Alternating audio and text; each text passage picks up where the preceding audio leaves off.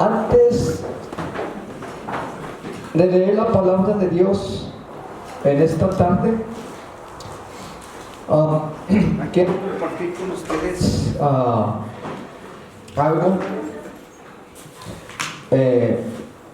algo que pasó hace tiempo, ¿sí? En una ocasión alguien se me acercó y me preguntó que si yo era salvo. Y en ese momento guardé silencio. Después le contesté a esa persona, o sea que sí. Le dije que yo ya había hecho a profesión de fe y había recibido un bautismo bíblico en el nombre de Cristo Jesús, entre otras cosas. Después, rumbo a la casa, me quedé pensando y reflexionando sobre esa pregunta que esa persona me preguntó, que si yo era salvo. Y me pregunté a mí mismo, ¿habrá algo que desconozco o que no sé y que debo de saber acerca de la salvación que Dios ofrece? Y esto tiene relación de una manera u otra con lo que vamos a hablar hoy en esta tarde. Ahora sí, abran sus Biblias en 1 de Timoteo, capítulo 2. La carta de Pablo a Timoteo, en el capítulo 2, voy a leer del verso 3 hasta el verso 5. Yo no sé cuál versión de Biblia tenga usted. Yo tengo la Reina Valera, hermanos, aquí, 1979, dice edición actualizada. Bueno, yo les voy a leer esta versión y ustedes ahí sigan con las mentes. ¿Qué dije? 1 Timoteo, capítulo 2, del versículo 3 al versículo 5, que dice de esta manera: porque esto es bueno y agradable delante de Dios nuestro Salvador, el cual quiere que todos los hombres sean salvos y que vengan al conocimiento de la verdad. Porque hay un Dios, asimismo un mediador entre Dios y los hombres, Jesucristo, hombre. El título del lema en esta tarde se llama Jesucristo, el Dios que redime y salva. Jesucristo, el Dios que ¿qué? Y salva. Ese es el lema en esta tarde. Cuando se habla de la salvación con relación a Dios, nos referimos al presente y hacia el futuro. O sea, se habla de la salvación al presente porque Dios aún en estos tiempos, hoy, en este momento, ofrece salvación a todas las gentes que desean y quieran aceptar a Cristo Jesús como su Salvador y Señor y abrazar su santo evangelio. Y cuando se habla de la salvación hacia el futuro, se está hablando del reino venidero después de esta vida, donde esperamos la redención de nuestros cuerpos, porque ahorita somos carne y hueso, pero cuando llegue ese día, si usted resucita, va a ser transformado en un diferente cuerpo. Es decir, ha venido la redención de nuestros cuerpos. ¿Sí? Ahora, la realidad hoy en día, y siempre ha sido así, desde la antigüedad, la realidad es que millones de personas muestran una indiferencia, un desinterés hacia la salvación, o sea, por varias razones. Una de ellas es porque no saben o ignoran lo que es salvación. La otra es porque las gentes, aparte de que no quieren saber de Dios, tienen otros intereses, tienen otros motivos que para ellos son más importantes en sus vidas que la salvación que Dios ofrece. En lugar de alzar su mirada hacia el cielo, donde está la divina providencia, donde está la divinidad suprema, su enfoque, su mirada, su fe está sobre las cosas terrenales, materiales de este mundo, las influencias, sus finanzas, sus carreras o sus vocaciones, las atracciones de esta vida, los distraen y acaparan el enfoque y la mirada de ellos, en lugar de alzar su mirada hacia el cielo. Y por último, fíjese bien, y por último es la ignorancia del ser humano en cuanto a su situación, de su condición. Lo voy a repetir porque esto es muy relevante.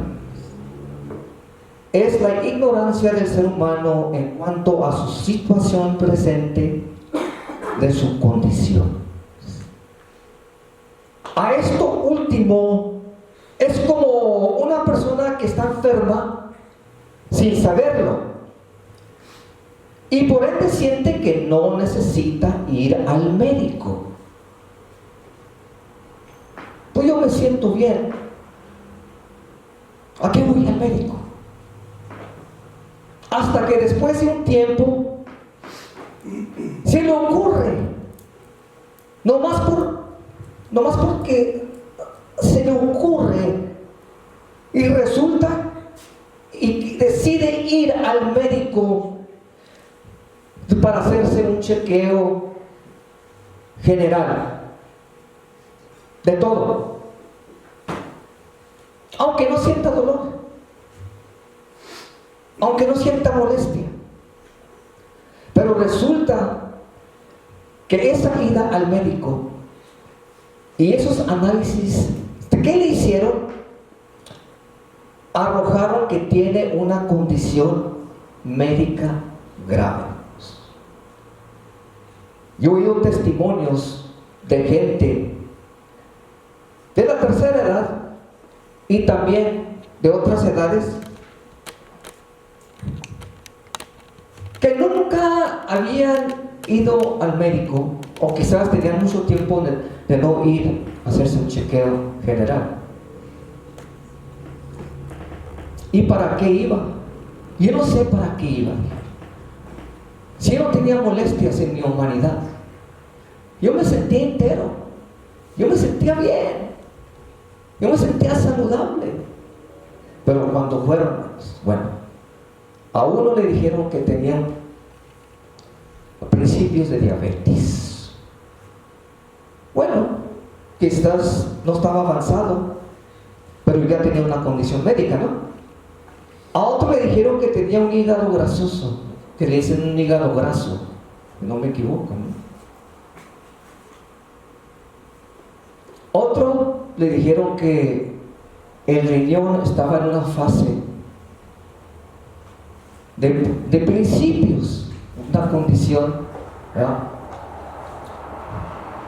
Enfermedad del riñón.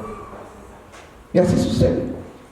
¿Cuántos de ustedes, cuándo fue la última vez que usted fue al médico a hacerse un chequeo general? No más por hacerlo con usted. A ver, ¿qué sucede, doctor? ¿No sabe qué? Que usted tiene esto otro. ¿Cómo es posible? Pues eso es lo que arrojaron los resultados en los análisis. Válgame Dios. ¿A qué vine? ¿Para qué vine? Si yo estaba bien. Bueno, a veces suceden esas cosas. ¿Es usted una persona sana? Amén. ¿Usted se considera una persona saludable en este momento? Amén. Bueno, si es así, pues que Dios le siga dando salud, ¿verdad? Y si no, bueno, a lo mejor necesita consultar con un especialista, ¿verdad? Si usted no se está sintiendo saludable, pues vaya con el médico, es tiempo de ir, para que le dé el medicamento adecuado, para que se sienta más aliviado. ¿Se considera usted una persona salva? Amén. ¿Es salva? Amén. ¿Es salvo? Amén. ¿Está seguro? Seguro. ¿Y cómo lo sabe que usted es salvo? Pues sé, porque ¿Y cómo lo sabe que usted es salvo? Bueno, es una pregunta, ¿no? Yo también me pregunto eso. Porque a mí una vez me preguntaron, ¿es usted salvo, Señor? Bueno, porque me quedé sea la pensando, voluntad de me quedé Dios. pensando. Si usted no está seguro, si usted no está segura de su salvación, luego debemos escudriñar la palabra de Dios en cuanto a qué nos enseña sobre la salvación. Vayámonos pues por secciones o por partes. El ser humano, a través de la vida, hasta que deja de existir, sufre y padece de todo género de aflicciones y de problemas y de penurias y de tragedias. Y como no conoce o tiene a Dios en su vida, busca la manera de olvidarse, de escapar o de refugiarse en algo o en alguien que al parecer le puede dar la paz y la tranquilidad y la salud, y hacer que se olvide de sus problemas y de sus sufrimientos. Considere la siguiente ilustración.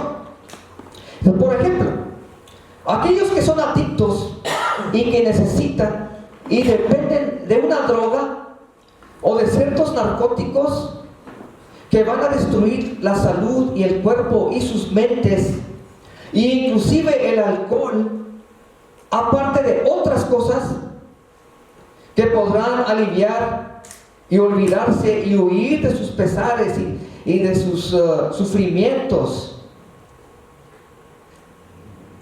Digo, terminando los efectos que producen estas cosas, luego vuelven a seguir padeciendo de sus tragedias. No se ilusionó nada, no se alivió nada. Los problemas siguen los mismos, siguen siendo los mismos. Sus sufrimientos siguen siendo los mismos. Sus preocupaciones siguen siendo los mismos. La palabra de Dios nos dice que uno debe de buscar a Dios mientras puede ser hallado. En otra escritura, allá en el Evangelio según Mateo capítulo 6 versículo 33, Jesús dijo: buscad primeramente el reino de Dios Y en el Evangelio de Lucas, capítulo 19, versículo 10, Jesús dijo: el Hijo del Hombre ha venido a buscar y a salvar lo que se había perdido. Dios siempre ha mostrado su deseo y su interés en tomar la iniciativa de buscar al ser humano para ofrecerle y guiarlo hacia la salvación. Cuando el primer hombre pecó y supuestamente se llevó a su mujer y por ahí se fue a esconder, según él, dice que el Espíritu de Jehová se movía, ¿verdad? Se movía.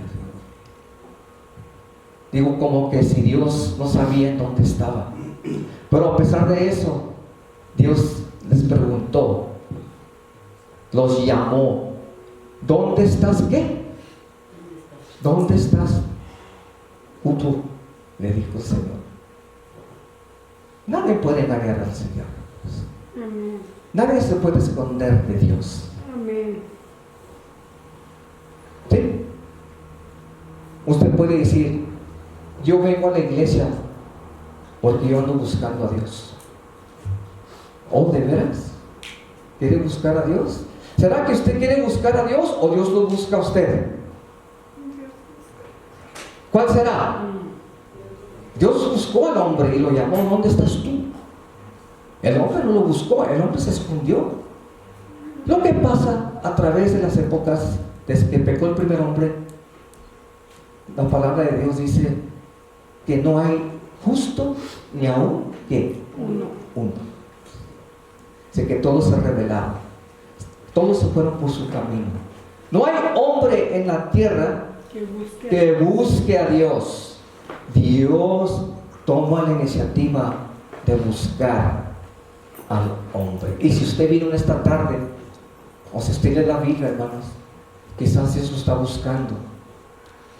Cuando usted lee las Escrituras o viene a la iglesia, a lo mejor Dios lo está llamando, ¿verdad? Lo está llamando con un propósito. Dios siempre ha mostrado su deseo y su interés en tomar la iniciativa de buscar al ser humano para ofrecerle, fíjese bien, con un propósito, para ofrecerle y guiarlo ¿hacia dónde? La salvación. ¿Qué fue pues lo que se había perdido? Bueno, para esto tenemos que remontarnos hacia el tiempo de nuestros primeros ancestros, Adán y Eva, en el libro del Génesis.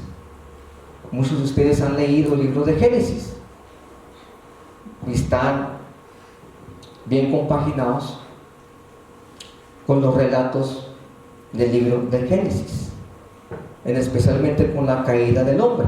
Amén. Bueno, en primer lugar, en Génesis capítulo 1, versículo 31, nos dice que todo lo que Dios había criado era bueno. ¿En qué?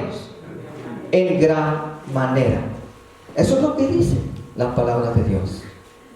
En cuanto a la creación del primer hombre, Adán, y luego la mujer, Eva, que fue creada en una costilla de Adán, vivían, fíjese bien, vivían en un estado de inocencia, sin malicia, vivían en armonía con Dios, hablaban con Dios, sentían placer al estar en la presencia de su Criador y estando en comunión directa, o sea, con Él. Si Dios hizo al primer hombre y luego a la mujer, los creó para que fuesen felices y para que vivieran en la eternidad con Dios. Eso fue para siempre. Solamente que estas dos cosas iban a depender de una cosa: un mandamiento que Dios les dio. De todo árbol del huerto podrás comer, mas del árbol del conocimiento del bien y del mal, ¿qué cosa? No comerás. Mas también hay que mencionar y no pasar por alto que Dios dotó a nuestros primeros ancestros con la capacidad de decidir, o sea, por sí mismos, y a eso se le llama libre albedrío. El mandamiento fue dado, Dios les dio el mandato y ellos decidieron en qué cosa, en desobedecer ese mandamiento que Dios les dio, lo que enseguida acarreó sobre ellos grandes consecuencias, resultados graves. ¿Y cuáles fueron estas consecuencias? Bueno, para esto tiene uno que consultar una vez más Génesis capítulo 3, que no vamos a leer en este momento, pero muchos de ustedes ya conocen el relato de todo esto.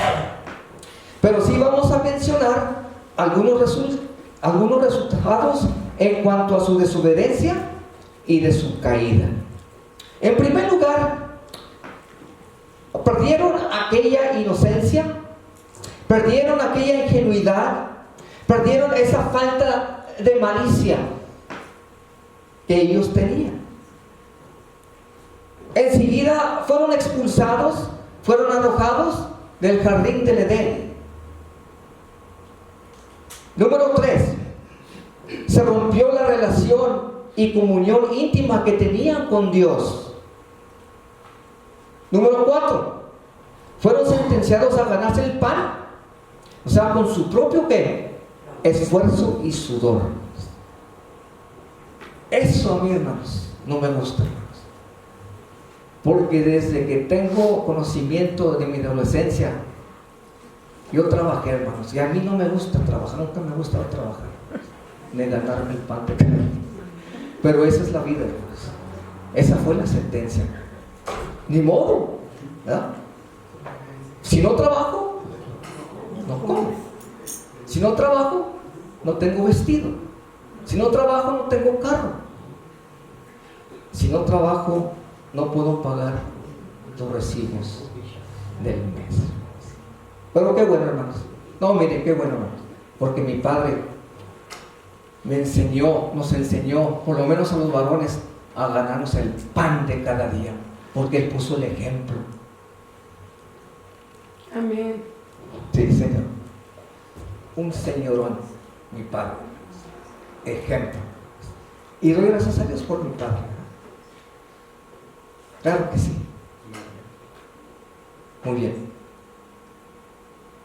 Y por último, iban a sufrir la muerte. Por último, iban a morir.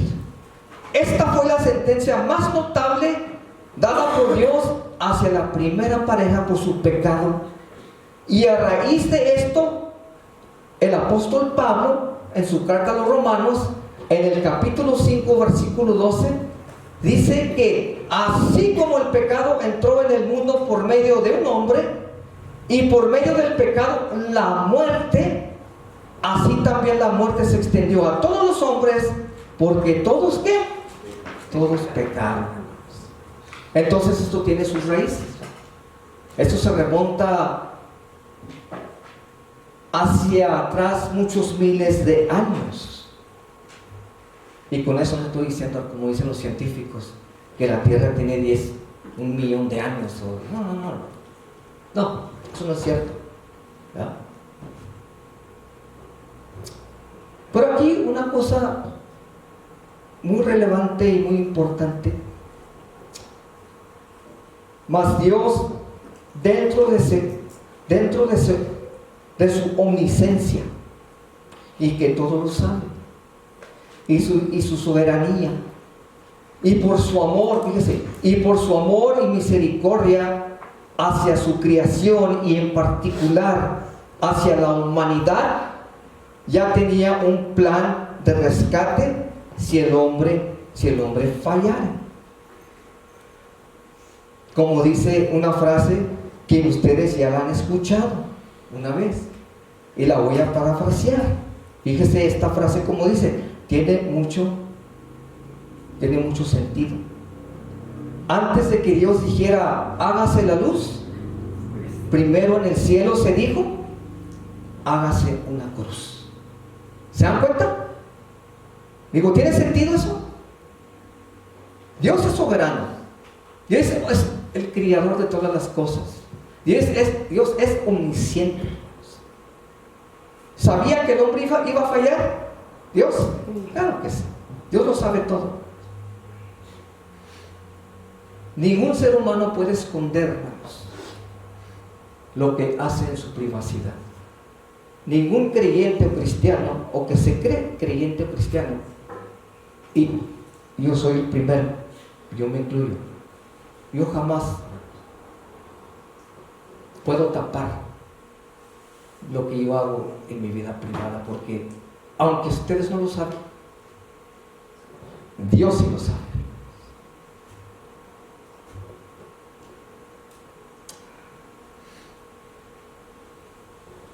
Antes de que Dios dijera, hágase la luz, primero en el cielo se dijo, hágase la cruz. Esto nos da a entender que si el hombre fallare, ya había una alternativa, ya había un plan B. Es decir, un plan redentor de salvación, donde Dios iba a mandar y ofrecer a su Hijo en propiciación, para que todo aquel que en Él cree, en el Hijo o en su nombre, por medio de la fe, no mueran eternamente, sino que tengan vida. Porque de tal manera amó Dios al mundo, que ha dado a su Hijo unigénito, para que todo aquel que en Él cree no se pierda, mas tenga vida eterna. El verso quizás más leído y más famoso de la palabra de Dios. Ahora bien, antes de que Dios le pasara juicio a la primera pareja, Dios primeramente se dirigió a la serpiente, que también es conocida como diablo y Satanás, el calumniador, el engañador, el papá de la mentira. Y también le pasa juicio. Y también le dicta sentencia. Y dice, y díjole unas palabras contundentes, proféticas, que se cumplieron en su totalidad a través de ese sacrificio que Él hizo a favor de la humanidad.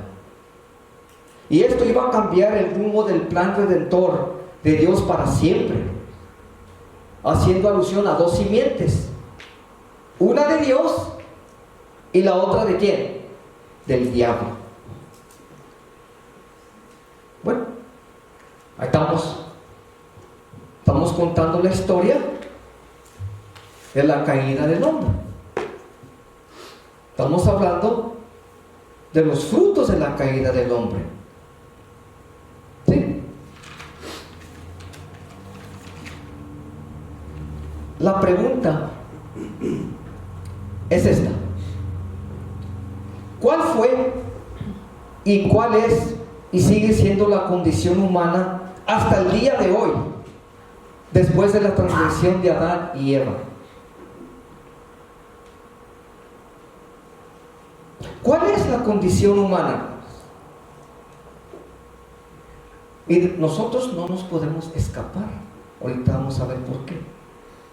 Bueno, es la condición del hombre de hacer el continuo mal delante de Dios, como en los días de Noé, cuando Dios le dijo y le dio instrucciones: aparéjate un arca, porque voy a destruir a todo hombre que anda sobre la faz de la tierra, porque su pensamiento es de hacer el continuo, ¿qué cosa?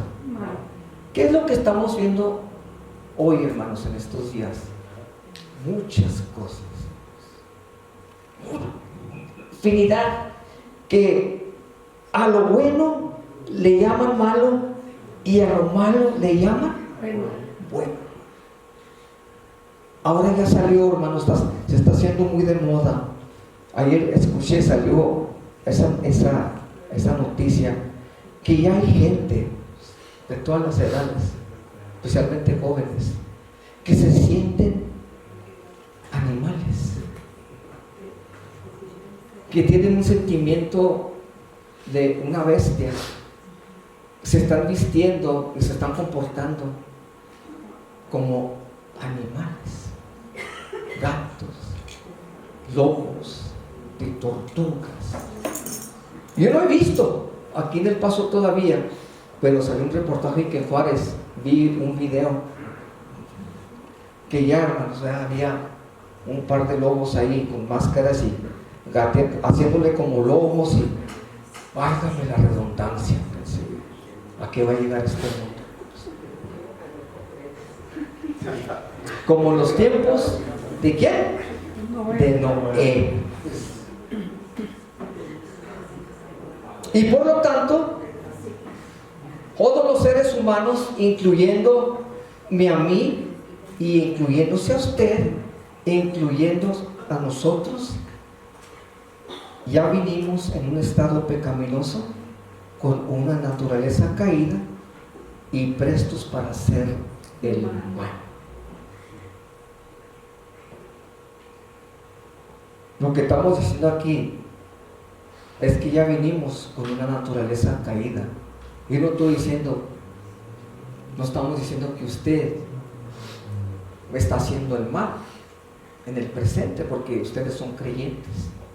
Ustedes ya han sido redimidos por la sangre de Cristo, y yo también, y ojalá que estemos caminando de acuerdo a como Dios quiere.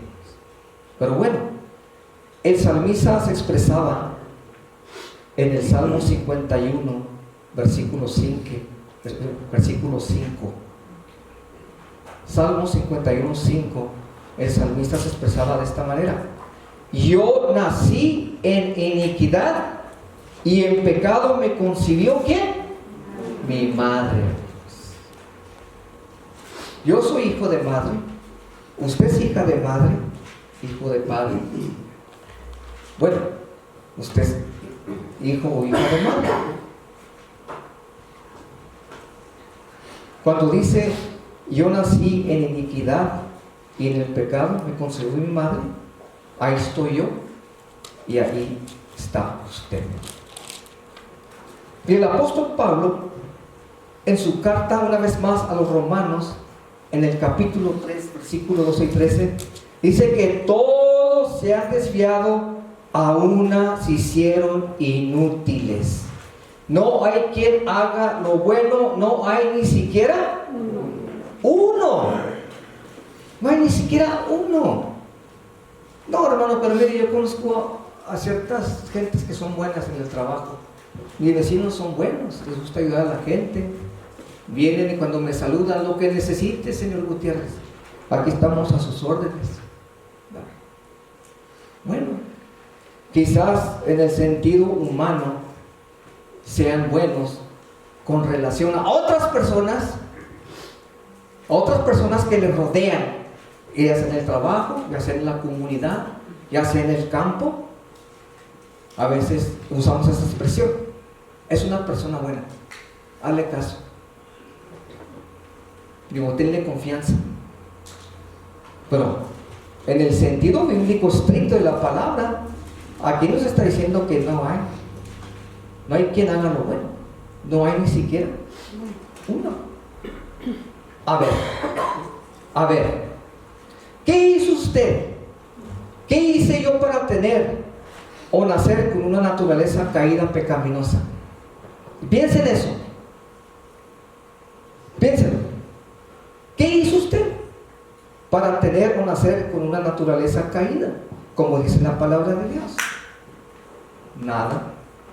Usted no tuvo la culpa, yo no tuve la culpa, nuestros padres no tuvieron la culpa. Solamente haber nacido, como decía nuestro Salmo 51. Permítame poner este ejemplo. Usted y yo, ¿qué hicimos para ser mexicanos? ¿Cuántos de ustedes aquí son mexicanos, nacidos en México? ¿Cuántos de ustedes nacieron aquí en los Estados Unidos, the US of A? Ok, algunos sí, ¿verdad? En tierra americana. Mas aún así no quita que venimos a este mundo con una naturaleza corrompida y pecaminosa. Eso no quita. ¿Eso qué tiene que ver con que usted nació aquí o nació allá o nació en Japón o en China o en Honduras? Por lo tanto, la humanidad necesita un Salvador, un Redentor que nos sane, un Redentor que nos restaure y un Redentor que nos salve de nuestra condición gravosa de pecado. Esto es lo que el ser humano ignora y no entiende, que necesita un Salvador. Y de esos hay millones.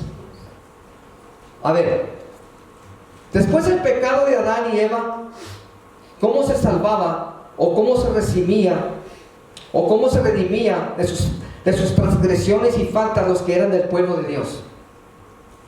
Dios instituyó un sistema temporal de expiación por el pecado y las transgresiones. ¿A través de qué? A través de sacrificios de corderos, machos cabrillos, becerros y quizás otros animalitos. Pero solamente para cubrir o para tapar sus transgresiones y sus faltas. Mas aquel que había de venir, la cual estaba profetizado ya por Dios desde el principio, de esas dos simientes iba a salir una simiente ¿qué? Santa, una simiente buena, una simiente de Dios.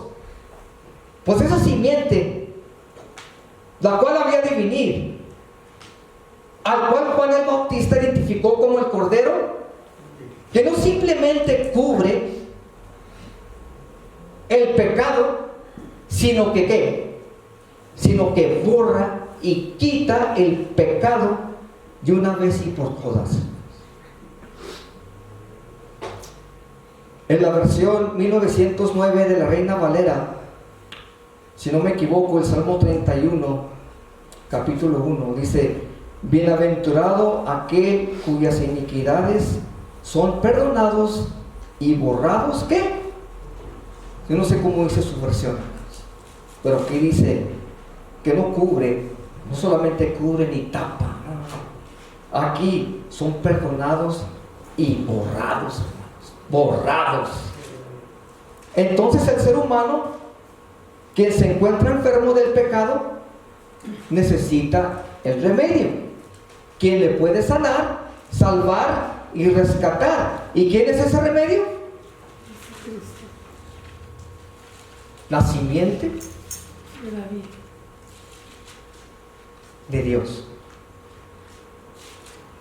Es Cristo Jesús. Él es. Y eso es lo que muchos desconocen. Eso es lo que no quieren saber nada de Dios y mucho menos de su Hijo. Él es el que puede transformar y cambiar aquel y todo corazón enfermo de pecado. Y como dijo alguien a través de esas palabras, voy a parafrasear, ya lo han escuchado en alguna ocasión, y estas palabras encierran en sí una verdad y una realidad. Fíjese bien, si quiere apúntelas, grábelas. Dice así: la naturaleza nos forma, esa es una verdad. La escuela nos informa, esa es una verdad y una realidad. El pecado nos deforma, mas Jesucristo, ¿qué? Nos transforma. ¿Sí fijan? ¿Desde dónde empiezan? Encierran unas verdades y unas realidades. Bueno, si la naturaleza me formó y me concibió mi madre en pecado, porque así está estipulado en la palabra de Dios, y si la escuela nos informa, que también eso es cierto, nos informa de muchas cosas, aprendemos de muchas cosas, pero aquí lo que sigue, y esto no nos gusta, esto es grave: el pecado que nos deforma. Mas Jesucristo, y esto es lo más sublime que puede haber. mas Jesucristo nos transforma. El apóstol Pablo dijo allá en su carta a Timoteo, allá en primera de Timoteo capítulo 1 versículo 15, fíjese cómo dijo el apóstol Pablo, poniéndose en la primera persona: palabra fiel y digna de ser recibido por todos que Cristo Jesús vino al mundo para salvar a los pecadores, de los cuales yo soy el primero. ¿Y cómo era Pablo, hermanos? ¿Te conoce la historia de Pablo? Antes de conocer a Cristo Jesús. Lea la historia de Pablo, está en Hechos, libro de los Hechos. Obviamente no tenemos tiempo, pero muchos aquí sabemos el carácter, las cosas que hacía el apóstol, que hacía. Saulo, era Saulo, no era Pablo en aquel entonces. Entonces, no depende pues de lo que usted y yo podemos hacer para cambiar, sino lo que Dios puede hacer en nosotros. Es lo que Dios puede hacer en usted y en mí, por medio de su Hijo amado, para que Él haga la obra en nosotros. No basta con solo creer o ser creyente. Siempre se repite esto: oh, yo soy creyente, oh, sí creo en Dios, oh, yo creo en Jesucristo, oh, yo creo en esto y en este otro. Creer o ser creyente es más profundo de lo que uno se puede imaginar. Santiago dice que los demonios también creen. ¿Y qué cosa, hermanos? Y tiemblan, porque ellos saben, hermanos, que su tiempo es corto, su existencia es corta, y que Dios les va a pasar juicio. Y de hecho ya les ha pasado juicio, pero cuando venga ya el final del imperio de Satanás y sus demonios, ya jamás dejarán de existir. Y ellos tiemblan, hermanos, porque ellos conocen más que usted y quizás más que yo de teología. Ellos conocen mucha palabra de Dios, pero la rechazan. No quieren saber nada de todo relacionado con Dios y su palabra, y admiten que ya están sentenciados. Creer es tener fe. Creer es tener fe, la confianza, la certeza en lo que Dios ya hizo, dando a su Hijo unigénito en rescate por muchos. Él mismo dijo allá en el Evangelio de Mateo capítulo 2 versículo 23: el Hijo del Hombre no vino para servir, sino para ¿qué, hermanos? Él no vino para ser servido, sino para servir y para dar su vida en rescate. De eso se trataba la escuela en esta mañana, ¿o no? ¿Ya? Aunque Él fue Dios, aunque Él estaba a la derecha de Dios el Padre en el cielo, Dios le dijo: tienes que ir a la tierra, te voy a mandar porque tienes una tarea que hacer. Tienes que salvar a esta humanidad antes de que yo la destruya y deje de existir. ¿Y qué hizo? Se hizo siervo. Y era rey. Y va a ser rey. Y va a gobernar y reinar para siempre sobre todo el universo. Creer es estar dispuestos a rendirse a Él, a someterse a la voluntad y propósitos de Él, y no a los propósitos de nosotros. ¿Y qué es lo que uno recibe de parte de Dios en relación o en torno a esto? Juan 10:10 dice: yo he venido para que tengan vida y para que le tengan ¿en qué? En abundancia. Y en Juan 3:36 dice: el que cree en el Hijo tiene vida eterna. Ahora, esta vida en abundancia no se refiere a bienes. No se refiere que si uno acepta a Cristo Jesús, si uno cree en el Señor, ya va a recibir riquezas, ya va a recibir propiedades, ya va a recibir abundancia en abundancia. No, eso no quiere decir aquí. No tiene nada que ver con el evangelio que predican muchos predicadores de otras sectas religiosas, ¿verdad? Evangélicas y cristianas, ¿verdad? Dios suple, hermanos. Dios suple. Porque yo pregunto, especialmente aquí en los Estados Unidos, en las iglesias, yo siempre he pensado en esto, en las iglesias, por lo menos aquí en Estados Unidos, Y aquí en El Paso, ¿cuántos de ustedes sufren hambre? O no tienen vestido, techo, o no tienen trabajo. También estamos, pero súper, hermano, súper. Tenemos abundancia, sí, gracias a Dios, ¿verdad? Gracias a Dios, porque Él suple y conoce las necesidades de sus hijos. Él no nos va a dejar morir. Quizás en otros países, ¿verdad?, donde no hay tanta abundancia como aquí, bueno, por ahí sí sufren persecución, quizás sí sufren, padecen de muchas necesidades, pero no me vaya a decir, hermanos, que usted sufre de hambre o de techo o de vestir. Pero de cualquier manera, aquí Juan nos está hablando de que si tienes a Cristo vas a tener mucha abundancia.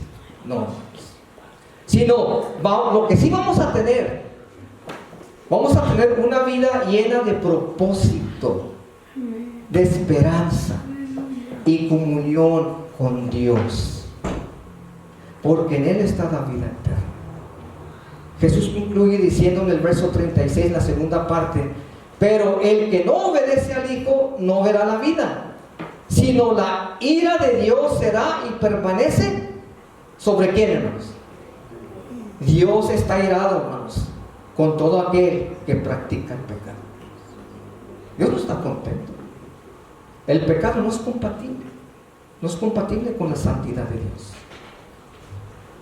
Por eso la ira de Dios será y permanece sobre aquel que sigue practicando el pecado. ¿De qué pues se debe de salvar el ser humano?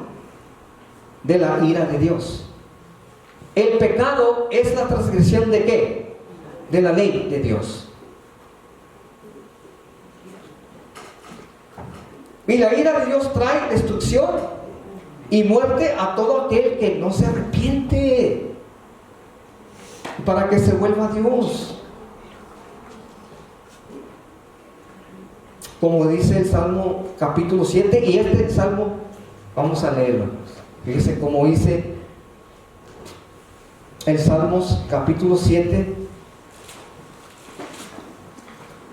Ahorita les doy el versículo, porque es una admonición, es una advertencia que Dios manda para todos aquellos